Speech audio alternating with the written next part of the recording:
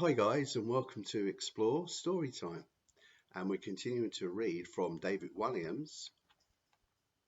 There it is, The Midnight Gang, and we're on chapter 46, which is called Prince Charming.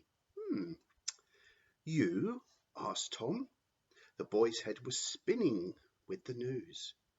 Yes, Mr. Thomas, sir, me, slurred the porter. I should have done it in a slurry voice. Let's try that again. Yes, Mr. Thomas, sir. Me, slurred the porter. The pair were sitting in the man's dark, damp home, down in the basement of Lord Funt Hospital. Tom smiled. It all makes sense now, why you helped us.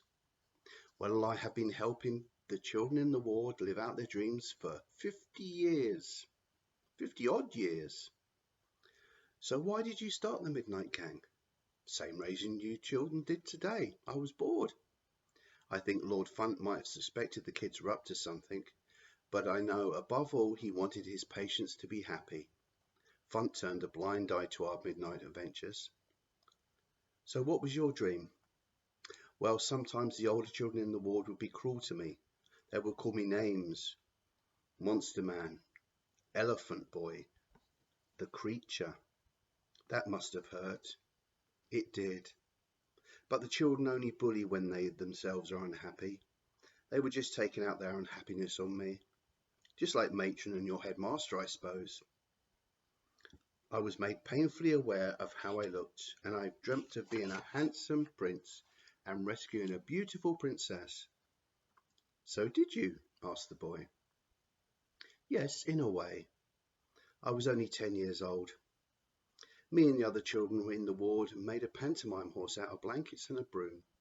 Two of the children hid under it, one at the front of the horse and the other at the back. I rode in on the horse to save the princess, who was imprisoned in a tower, at the top of the stairwell, in fact. Who was the princess? She was called Rosie, one of our patients, 11 years old, the most beautiful girl I had ever seen in my life. What was she treated for? She had a weak heart. The night that Rosie played my princess was the most magical night of my life. When I rescued her, she gave me my first and last kiss. What happened to Rosie?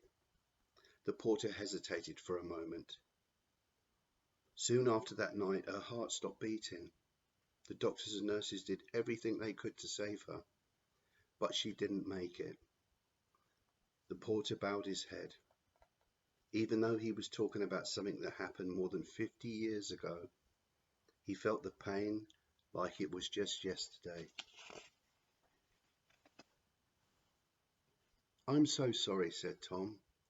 He reached out his hand and rested it on the man's shoulders. Thank you, Mr. Thomas, sir. Rosie was kind to me. She didn't care that I looked like this. She could see past it. Her heart must have been very weak, but it was big. Losing Rosie made me realize something. What's that? Life is precious. Every moment is precious. We should be kind to each other while there is still time. Well, that's the end of that chapter, and that was a bit of a sad one, wasn't it? But I do like the bit at the end that said, every life is precious, every moment is precious. We should be kind to each other while there is still time. I fully agree, and I know you do as well. Well, that's it now. That's the end of that chapter of Explore Storytime. So we'll see you again tomorrow for chapter 47, which is called Nothing is Impossible. Bye-bye, guys.